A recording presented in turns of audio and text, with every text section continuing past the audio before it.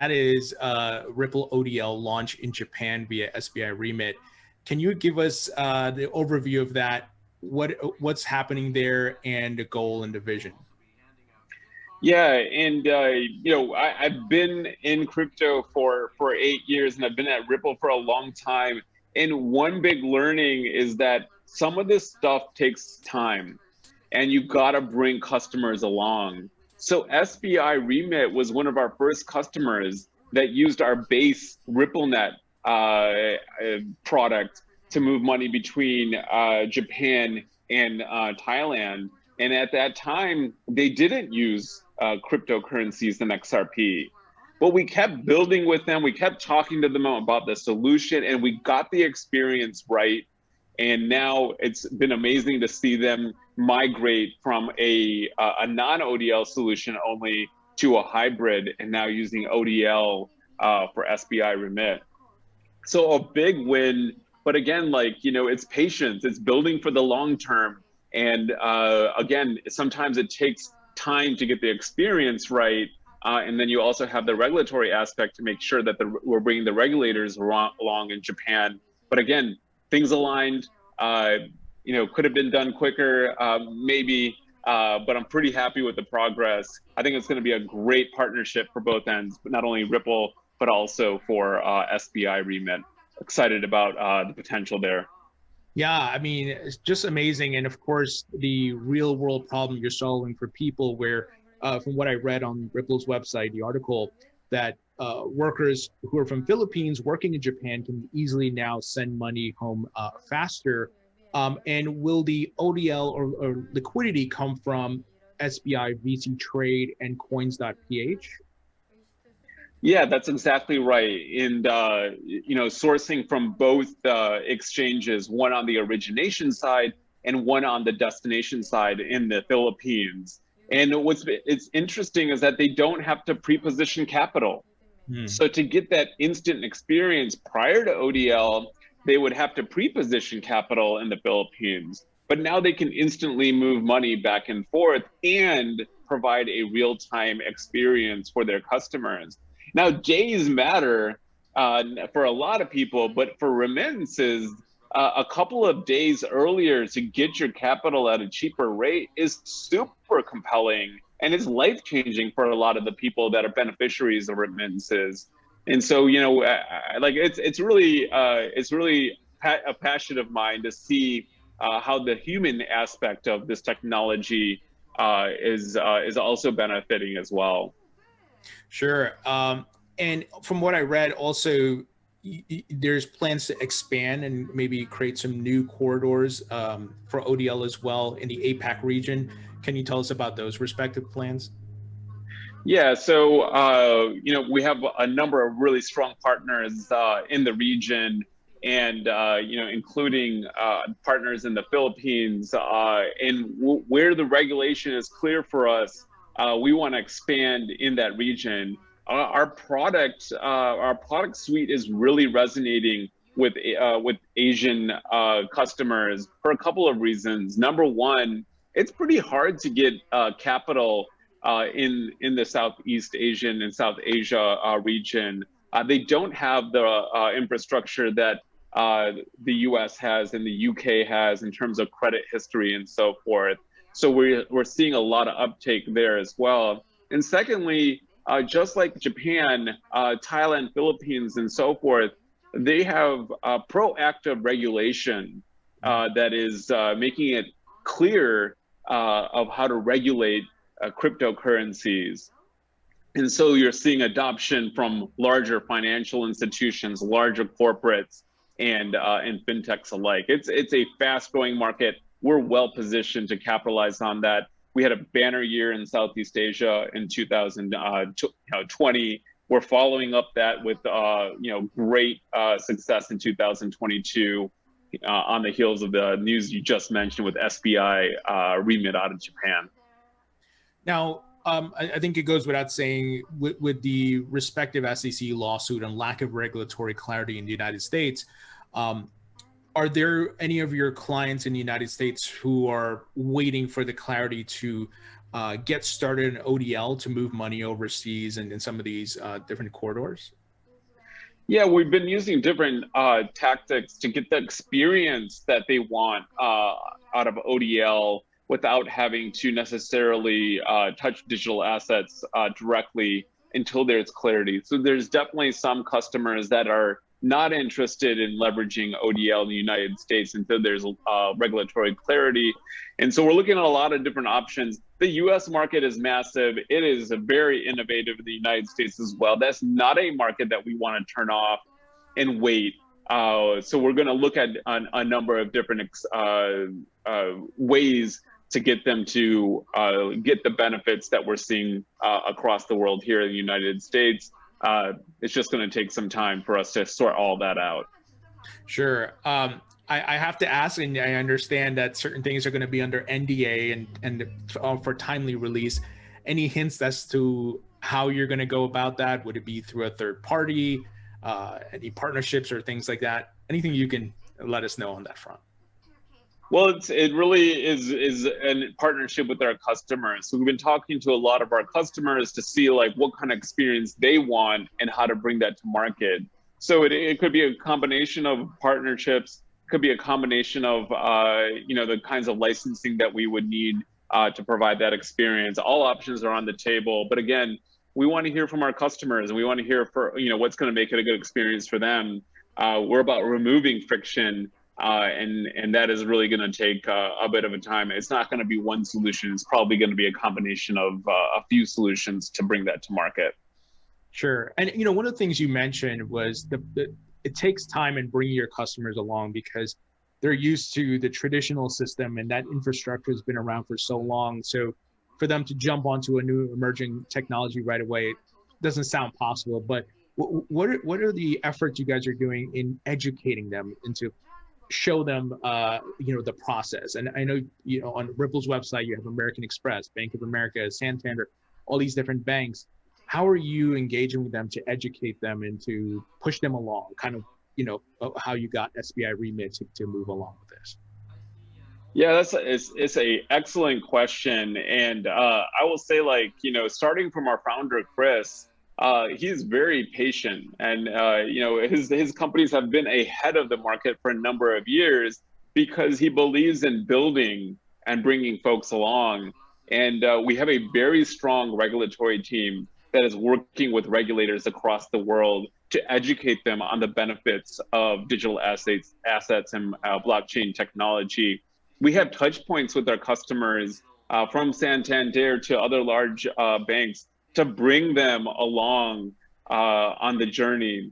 And you know what? When I started at the company in 2013, no one wanted to talk about digital assets.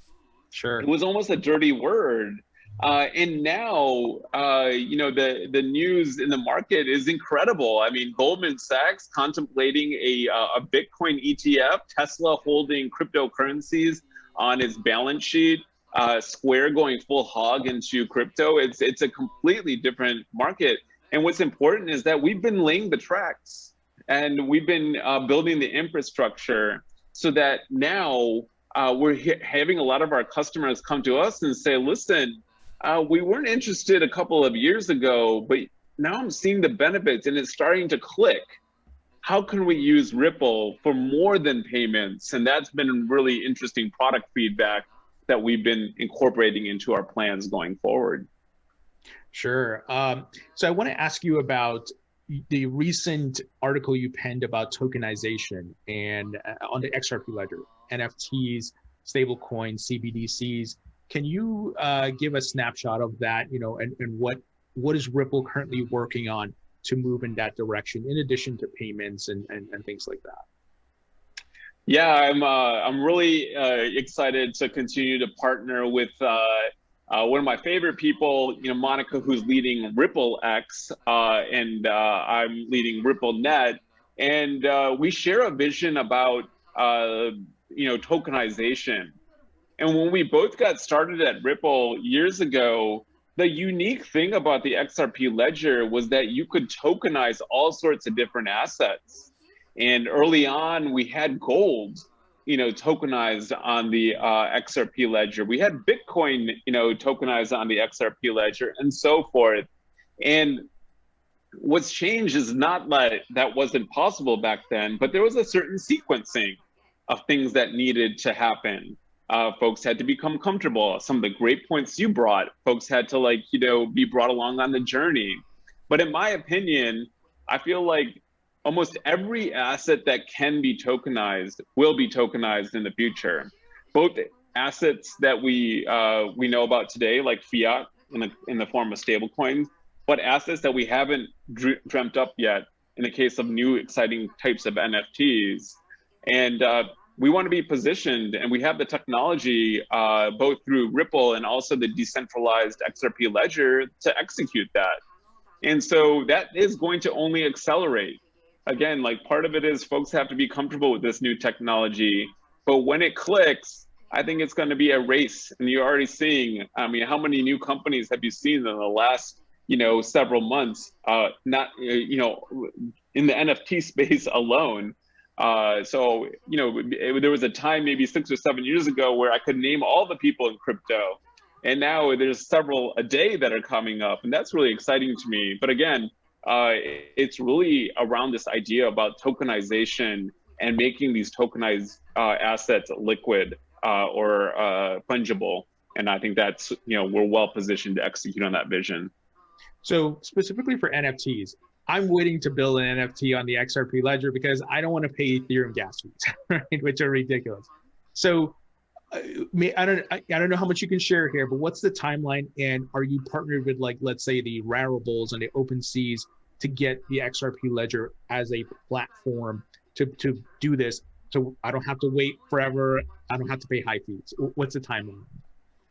Yeah, I can't let the cat out of the bag on the timing, but as a former product person, I know that timing is something we keep close to our chest.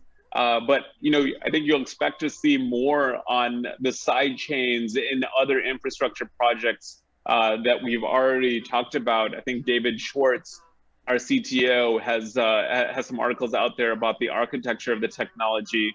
But those are some of the enabling technologies that will be surrounding the XRP ledger to enable exciting things like NFTs. And I can tell you that they're working really hard on that. And the synergies with RippleNet, I believe that in some future, all of our enterprise customers are going to want to also participate in the NFT ecosystem and whatever is tokenized in the future. And I see that as being the synergy between the different parts of Ripple come together. And again, we hear so much from our customers. They never dreamt of them being this interested in tokenized technology and blockchain, but why not come to Ripple? And one interesting thing is like the story about Cisco. And Cisco started way before the internet. They were helping internal LANs and offices connect with each other, but they were positioned right for when the internet took off to also expand and offer internet connectivity services via Cisco. And I think that's really similar to the RippleNet and Ripple vision. We have our products at customers, and as this new financial world using blockchain technology unfolds, we're there, we're ready, and we're going to expand where it improves the customer experience, and our customers want that kind of technology. They can get it from us. Yeah, absolutely. So theoretically, could Bank of America use RippleNet, use ODL to move money to certain corridors, in addition, while not launching artwork as in NFT form, but they could put certain contracts or certain documents in NFT form for distribution. And they could also launch their own stable coin on on a sidechain. Are what I just said, does that seem realistic as far as the use cases that you guys are trying to target? I see what you're doing there, but so I'm not I can't really comment on like what Bank of America is going to do. Oh, okay, let's say Bank of Asheesh or Bank of Tony. Bank of Asheesh is a really trustworthy bank, so let's go there. But yeah, like the vision is that anything that is tokenized with the products that we're deploying at our customers, we can expand. And when I talked in the tokenized blog post, when I talked about a custody solution, that's really like not only for cross-border payments, but you can expand that as other assets become tokenized. You don't have to change the product experience. So it's more like flipping a switch in sort of bridging the traditional world with the real world using this technology. But again, like we want to try to enable this world without the customers having to do a whole lot to change their installation. That's why I thought the Cisco example was really great. Like they already had the routers at all these offices. It was almost just upgrading them to connect to the internet, which made that company so powerful. You can think of it very similar. We have a product deployed. It's a custody product with our customers. As the world unfolds in this tokenized future, we're ready, we're there, and we can expand when they're ready and when regulations are clear as well. Sure. So I want to ask you about central bank digital currencies. I think it's public knowledge, and I've spoken to David Schwartz. Sagar Sabai has talked about how many central banks you guys are engaged with and talking with. How are the conversations coming along with, let's say, building CBDCs on the XRP ledger? Are you seeing movement there? Yeah, I think it's been an exciting journey for us, and we've been talking to central banks for a long time. And again, to your great earlier point about bringing them along in the journey, helping them understand the power of digital assets. And CBDCs is only one of the technologies that we're talking to them about, but they're very excited about CBDCs. I think the benefits that the XRP ledger has around speed and the fact that it was built for payments makes it a natural fit for CBDCs. And I think you'll see more and more central banks around the world realize some of those benefits. But again, it's not going to happen overnight. We're going to build and gain momentum. But it goes back. It's the same sort of crypto primitives that a central bank's going to need compared to the Bank of Asheesh and others. And that's what's exciting about it. It's different use cases, but the same product suite at a very, very high level. So we have some questions from the community. I know these are my favorite, by the way. I love these. I saw some of the questions and I'm excited. Some of it was, how many banks or payment companies are using ODL right now? If you can give a number or volume, as far as what's moving on ODL. Yeah, I mean, I don't have like the specific numbers, but we've had tremendous growth year over year. Accelerating again over the last couple of quarters. Hope to have more to share there, but I don't have like specifics on the numbers just yet. Got it. And for the years, I think the question was, why did Ripple hire a DeFi team? If I'm not mistaken, if you can elaborate on that. Yeah, like the DeFi team has been really critical to some of our product efforts as well. We talked a little bit about RippleNet expanding into lending, and how to scale that is really about DeFi and bringing that platform together. And so it's early on. We're still working on the lending vision. So far, our customers have loved the combined experience of ODL with line of credit, which is a type of loan, and scaling that is really going to be possible by bringing some of the aspects of lending and DeFi together for our customers. But again, like we need to work through the regulations and so forth to make that a good experience. There's a question that says, where do you see Ripple in 10 years? I think that's a really good question. I really do think that Ripple is in prime position to execute on this tokenized future. And from a number of aspects, not only cross-border payments, but as different currencies around the world become tokenized in the form of stablecoins or CBDCs, I think we have a great technology. We have great momentum executing on that. And what's exciting about that is that we don't even know all the different use cases that are going to emerge with blockchain technology. Just like when I joined the internet, I had no idea that we would be watching TV and all sorts of Netflix shows using the internet. We haven't even dreamt up all the different use cases that are going to come to blockchain. But I will tell you that with our technology and with what we're enabling our customers to do, we're going to be in prime position to capitalize on this exciting future. Again, it takes a long time, but building the right infrastructure, educating customers as they go along, and bringing regulation and regulators up to speed alongside of this journey, all important components. Doesn't happen overnight, but we've been investing in this for well over 8 years.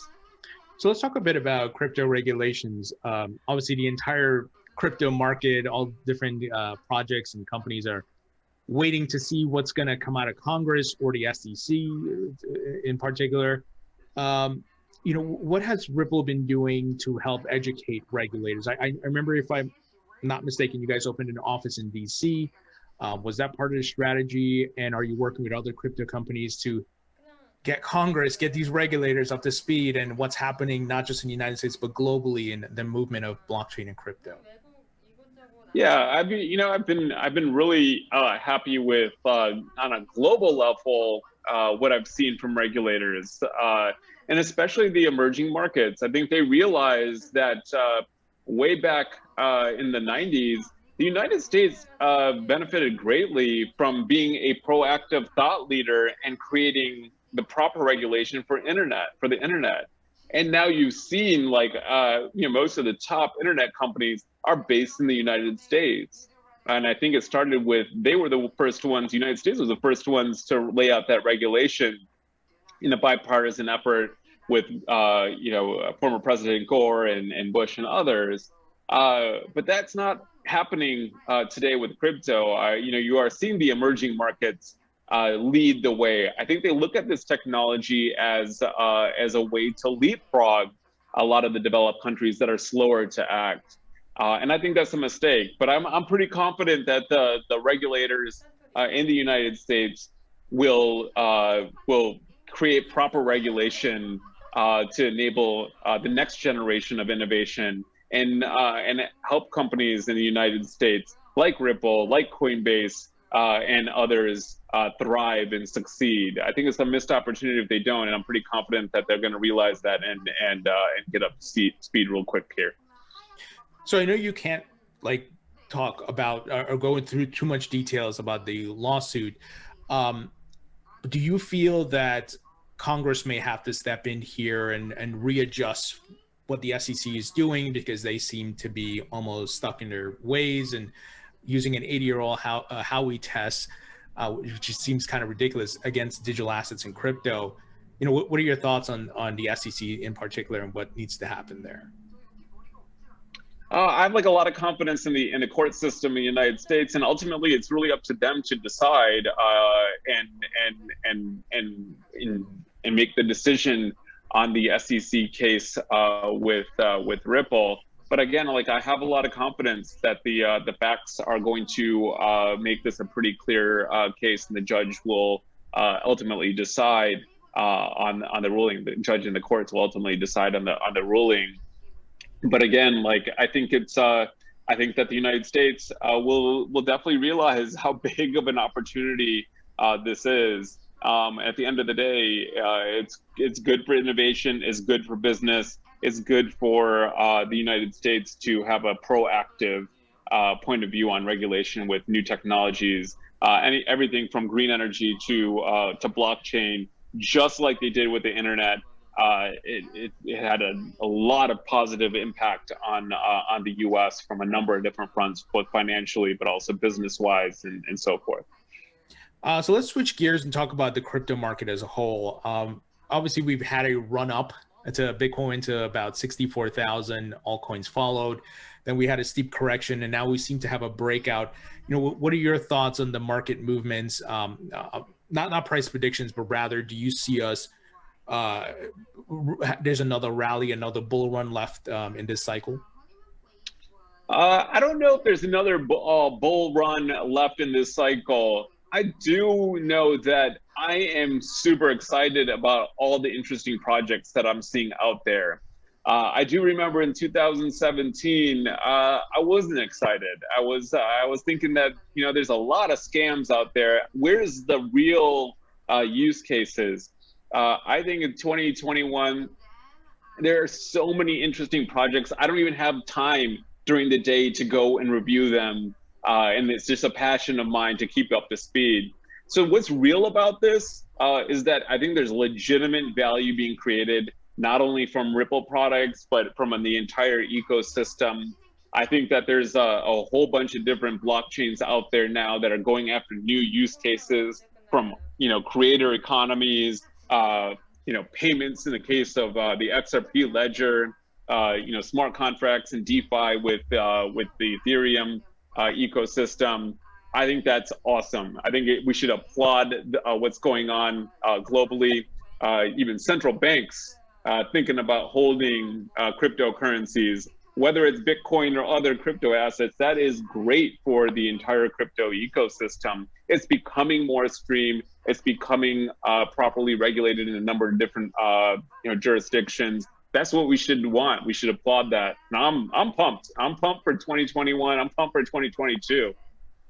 What are your thoughts on Bitcoin miners leaving China, some going to different countries, including the United States? And there seems to be a Bitcoin mining boom in the United States happening. What are your thoughts on that whole situation? Yeah, I mean, like what I do like about it is this renewed focus on not only moving out of China, where I think that's dangerous from a number of different reasons to have China be such a big participant in the future, and I believe this is the future, blockchain technology and cryptocurrencies. But I also like this renewed focus on taking green energy and green mining more seriously. So whether it moves out of China or not, I think that's one aspect. But I'm also hoping that it also moves to more green or to greener technologies as well. And I think that's one thing I'm super passionate about. Outside of crypto is preserving the earth for my children and their children and so forth. I would hate to see that this be a missed opportunity for Bitcoin to leverage greener energy. Got it. Do you think a Bitcoin ETF is going to get approved this year? You know what? I don't know if it's going to get approved. I do think that it is a lot closer than it was, in the prior attempts. It is interesting that, a stock like MicroStrategy that holds a lot of Bitcoin is somewhat correlated with Bitcoin already. So, you're not even that far off from something that acts like a ETF with MicroStrategy. I did see some speculation that Goldman was going to apply for an ETF around Bitcoin. Whether that's true or not, I think that is exciting news. A substantial player that knows how to work through proper regulation, getting behind it, I think is good for the entire ecosystem. So I don't know. I always thought next year was going to be the year, so I'm not 100% sure yet. But I do feel like we're pretty close in terms of all the different components that need to make an ETF possible coming together soon here. Sure. And what we've seen like across the globe in different countries, Bitcoin ETFs getting approved, but then there's Ethereum ETFs. So could we see like an XRP ETF? And I don't know who would create that. It could be somebody obviously outside of Ripple. But do you see like that on the horizon in the coming years? I mean, I'm not sure what's going to be possible. I will tell you, like, what I am super passionate about. Like, let's not forget what the original Bitcoin white paper was about. That was about individuals, you and me. Someone in a village in India having access to their own financial assets without having to trust a counterparty, without someone having to take tons of fees away from them. And I'm passionate about more decentralized technology that enables that. Because you're going to pay a huge premium to whoever is going to custody the ETF. Sure. When I'm hoping that it's going to be possible and the experience is going to be really good for individuals around the world one day, just like you can connect to the internet, you can hold your own financial assets in your own wallet locally, securely, safely, without having to rely on an expensive counterparty. That's the vision I'm passionate about. Awesome. Well, I have a couple more questions and we'll wrap it up. So this is maybe a fun one. If you were to create your own NFTs, let's say artwork, what would they be about if you had an artistic side to you? That is a good one. I think that I don't know if I would. I think I would actually help a small village create their own NFTs to express their art, but also monetize it as well. And providing them with that kind of access would be super game changing and life changing for local communities. So I'm looking for something like that. Where folks can actually access a broader financial market and help give them some income locally that wasn't apparent to them in the past. Sure. So let's do some quick rapid fire. What's your favorite food? A favorite food. So I am in search of the best chocolate chip cookie. I have a sweet spot for chocolate chip cookies, and Levine's in New York City is definitely up there. I'm Yep. sort of a sucker for the cheap Chips Ahoy cookie as well that my mom used to buy for me, but nothing else beats my mom's Indian food. So it's chocolate chip cookies and my mom's Indian food, top 1, 2 right there. Favorite musician or band? So I like a lot of EDM, and it's been, by the way, a side point. The EDM and crypto cross section it's pretty amazing. So a couple of my favorite artists are Lane 8, RAC, who is one of the first musicians to create NFTs. Love his music. Rufus Del Sol, Adeza. I know that was more than one, but there you go.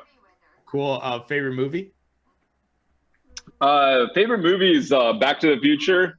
I think I've watched it 72 times at least, but every time I feel like there's a new little thing that I picked up that I didn't pick up the prior time, which makes that movie so exciting to watch.